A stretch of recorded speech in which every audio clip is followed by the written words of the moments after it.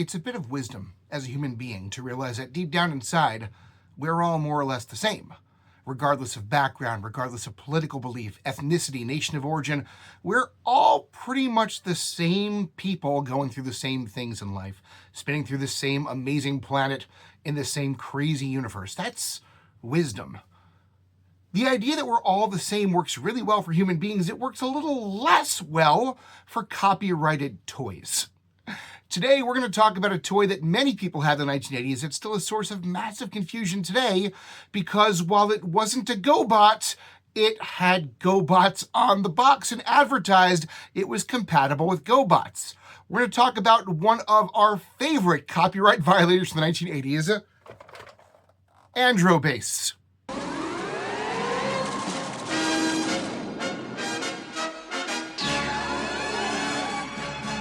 In 1984, the transforming robot craze was at its absolute zenith. Every company everywhere was trying to get in on this craze. Obviously, the Transformers and Gobots were dominating the United States, but don't forget we had Voltron 2, we had Motobot, we had Zybots, we had Chronoform, we had Godaikin, we had so many other smaller companies out there, and that wasn't just happening in the United States, that was happening everywhere. So a Hong Kong-based company that had been around since 1952 decided it was time for them to get in the game as well. In 1984, they released their Androform toy line, which is remarkably similar to Gobots in look, style. It only made it to the United Kingdom and France. It never came to American shores, but it seemed to be a modest success. And in 1985, they decided to add a playset known as Andro Base, and later on Androbase 1 as well. Androbase is the one we'll focus on today because for reasons I still don't fully understand, it came to the United States without the Androform line to back it. Androbase was just released on its own.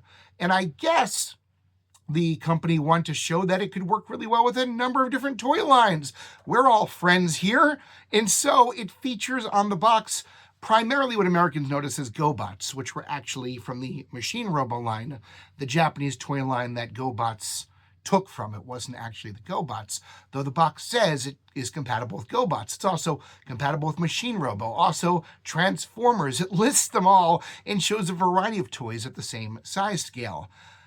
How do they get away with this? Because as far as history records, there never was a lawsuit.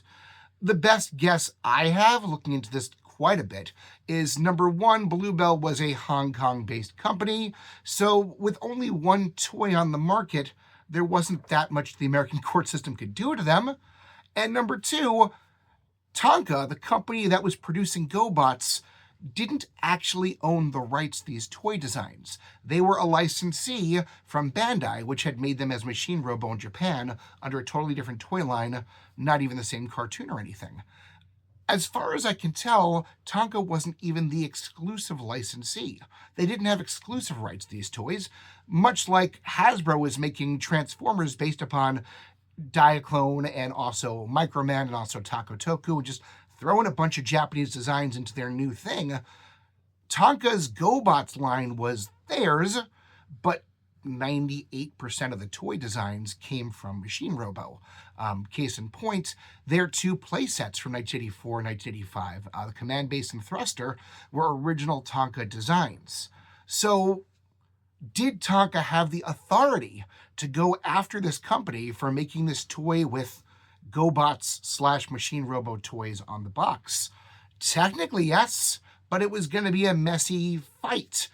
Technically, I guess Transformers, Hasbro could have gotten involved because the box uses the Transformers name. I guess the bigger question is, was it worth it? This was a single toy. From what I can tell, it wasn't very expensive. They weren't making money hand over fist, and it probably wasn't putting a huge dent in Gobot sales. So they just sort of let it go. And for decades since, a lot of people remembering this toy as part of their fond Gobot nostalgia and memories, when in fact it never was a Gobot toy. It's a simple toy. It's not overly elaborate, and yet it's a lot of fun. I've mentioned in previous episodes I'm a huge fan of playsets, and this one is no different. It's very simplistic, but it's very satisfying. I like it more than the Gobots playsets. So we're going to go to the work table in a moment and take a look at Andro Base. We're also going to look at its 1998 retool as part of, and you want to get into copyright confusion here, it's part of the Japanese Transformers Beast Wars 2 toy line.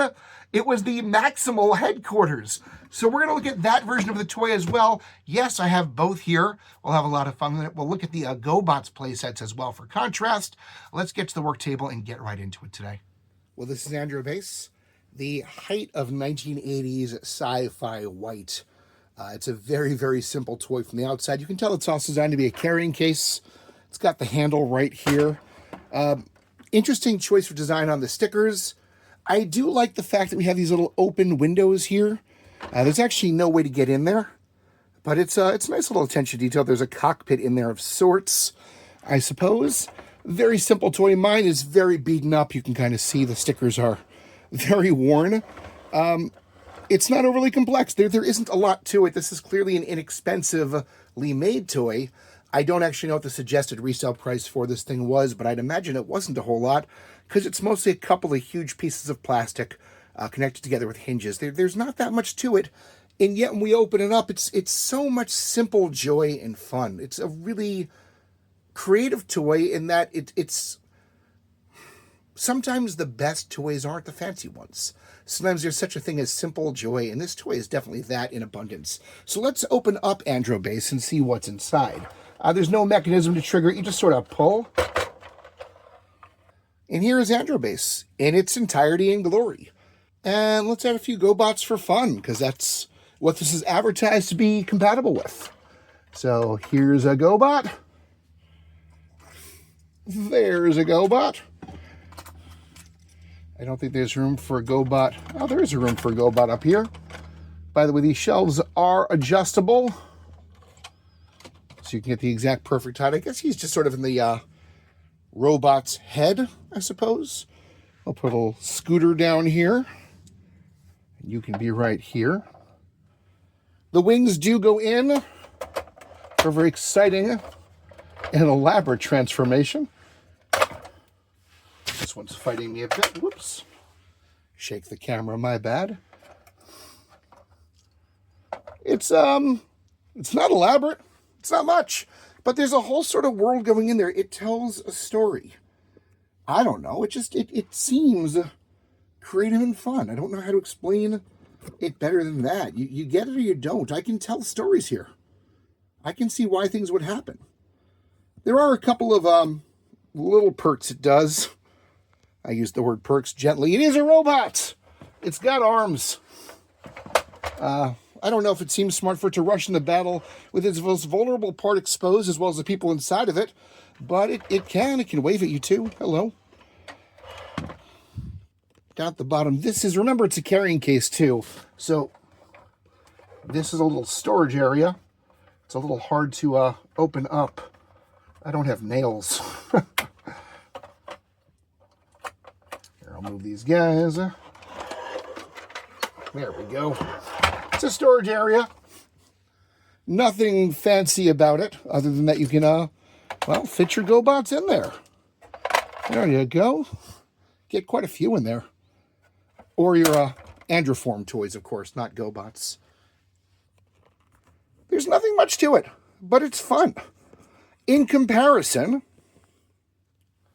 let's take a look at the actual licensed Gobots Command Center instead. Here's the toy this was in competition with. Probably more expensive as it was a more elaborate toy. There's a lot more going on here. It does a lot more. There you go. Now you can see it completely. We have shelves again, but we've got all these little extra thingies. This little elevator that goes up. I've never been a fan of this one, honestly. I'm probably going to get rid of mine soon. I never really use it. It's fine. It's nothing all that special. It's also electronic, which probably made it cost a few more dollars. I never liked this one as much. I don't know. It feels confined. The play spaces are very, very small. There's only so much in there. These play spaces are small too, but the area itself is more open. It's hard to explain, but you put him back here. He's behind a fence, and he's kind of cut. Oops, sorry. You put him over here, and he's kind of cut off behind that fence. He's sort of in his own world. It doesn't really, there's no interaction between these spaces. Whereas here, it just, maybe because it's so lazy and has so little, this just feels more open. What's up, dude? How's it going? You know, it's a more inviting space somehow. Maybe I'm crazy. I can't really fully explain what I mean by that. This is wasted space right here. You have refill stations where you can give gas to your, wow, how disappointed they're gas engine cars. But, this elevator is just not much to look at. I don't know, it's fine. It's never a toy I've loved. Andro Base is simple, but it's a lot more fun. I enjoy it more. It actually reminds me a lot more of the other Gobots playset it was in competition with, which came later on. So let's get this ugly thing out of the way. And let's bring in my favorite Gobots playset, which is very similar to Andro Base in some respects. Copyright-wise, it's very hard to see which one came first. I believe Thruster was first because some sources indicate it came out in 84, others in 85. Andro Base's copyright was filed in January of 1985. So most likely, Thruster was first. And Thruster is, first of all, a pretty cool-looking spaceship. But secondly of all, the transformation is a little more similar in some respects. I don't know, it feels closer. Thruster has less play spaces. The robot is similarly not complex. Very similarly not impressive toy with derpy hands, although at least he has a grip on his. He does have an electronic function. I never cared about that. He's got a trapdoor and an elevator back here. He's got a little more going on. You're definitely getting more from Thruster. He's got to be a more expensive toy, flashier. But he's a little more open. It's not quite all those cut-off limited spaces. The areas seem better considered. I like them both. I think I like Andro Base better. Sue me. That might be nutso to some of you, but I do. So one more comparison then. Let's put Andro Base up against the toy I really want to show you today. The one that's much harder to find is his later progeny. Andro Base was retooled in 1998 as part of the Transformers Beast War 2 line. Here is that version of the toy. Let me put them, let's compare our apples to apples here. So these are our two versions of Andro Base. One from 1985, released as part of the Androform toy line, although many people thought it was part of the Gobots toy line. It was also released on its own in the United States, which is how that happened. And the 1998 retool, which was released as part of Transformers Beast Wars 2. How? I have no idea. I would love to know the story of how Takara ended up with the license, but they did. And obviously from the outside, this is a much more beautiful looking toy. I like that they have these red plastic pieces. Remember those open cockpits over here that we talked about? Now they're covered in a beautiful red plastic. It's a really nice look. No light-up features, though it looks like it wants them. It just, it's a little more finished, a little more polished. This is, of course, shiny chrome silver paint. I hope it's not lead paint. Probably not. Takara probably wouldn't do that to us, but it's a gorgeous toy. It's got this little gun station here. There is a missile that's rubber band activated to launch. I put the missile away. I'm always afraid I'm going to lose them. You don't really need to see it, or I can pull it out later if you really want. But essentially, they tried to do more. Same toy, better look. Here are the two iterations of the toys side by side, and you'll notice some differences right off the bat. For one thing, the 1998 Beast Wars 2 version isn't trying to be a Transformer. It's like they realized how pathetically silly that robot was and took the arms right off and didn't put a head here. It's interesting if you look carefully. Let me get a little closer here. If you look carefully, you can see that the sticker is covering up what looks like a battery compartment. So I don't know if there was some version of this toy that was electronic, or if there'd been planned to do a version that was electronic, but no electronics here. Certainly no power switch or anything that would indicate that this was equipped to do that. We have a total retool in terms of artwork. I like the simple, futuristic, optimism of the original better. This is a lot more 90s jaded cold steel. A nice little thing is this elevator does move, which is cool. This one does not. We still have the little slots here where removable platforms could go in, but none were provided with the toy. I guess we could theoretically still take one of these and put them right in there. Yeah, that'll work. Very nice. But it didn't come with one on its own, of course.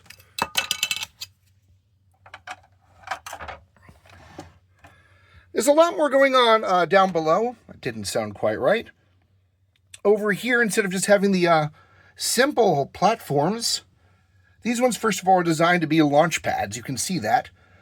And this came with 4 ships for the right-hand side. Little dinky, tiny, unimpressive ships. Clearly not compatible with the actual Beast Wars 2 Transformers, which were in many cases beautiful pieces of engineering. This is schlocky and cheap, and yet I kind of like this feature all the same. If I were a little kid, I think I would have had fun with this. You can see you have these 2 little slots right there. We're going to put those in front of this little spring-loaded launcher here. And then we pull it back. Don't think I was supposed to do that. Let's try it again.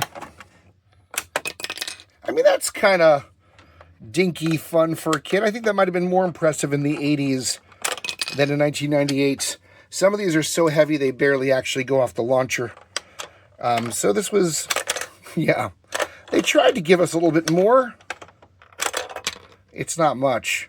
This side's a little more fun. You rev it up, or spin it, rather. It's a spring-loaded motor we're winding up, essentially. I know this toy was in the cartoon. I'm curious if any of these features made their way into the cartoon at all, because they're so dinky. This one's a little more fun, though. We're going to pull the lever and, whoa! There we go. That was a nice jump right there. I do like, over here, you'll notice I complained earlier there's no way to get into this. They make it really hard for you. This one, they were at least considered enough to create a little indentation in here where somebody without many long nails can get in and lift up the exact same storage area underneath, except they plugged up the hole in the middle. But yeah, it's not overly elaborate. It's more polished. It's more beautiful. It's a lot more 90s, I think. I still like the original Andro Base better. I don't know. I'd be curious in the comments which one you prefer. Do you like the one that looks a little more mature? Do you like the one that goes for simplicity? The one that activates your nostalgia? Or the one that tried to grow up a little bit? There's some history here, and it's very interesting. You know, in the end, I suppose what Blue Box and Acrobunch did wasn't very cool. Violating copyright rules in order to try and create a shared universe was probably not very ethical. On the other hand, who did they hurt? Nobody sued them. Nobody complained. Everyone made their money. And I like this vision that when you play with toys, it shouldn't be about brands. It should be about creating a beautiful and fun shared universe. Whoosh. I hope you enjoyed our episode today. If you did, please check out our other playlists, including classic chiller films, including CCF in Depth, the podcast, including Spinner Rack Redux. Definitely check us out at classiccomics.org. That's where we go to talk about this stuff because it's a lot more meaningful than a Facebook group or YouTube comment section. You get to really know people there, and people there want to get to know you, and you can make lifelong friends. classiccomics.org. Check us out. In the meantime, we'll see you next time. Stay weird.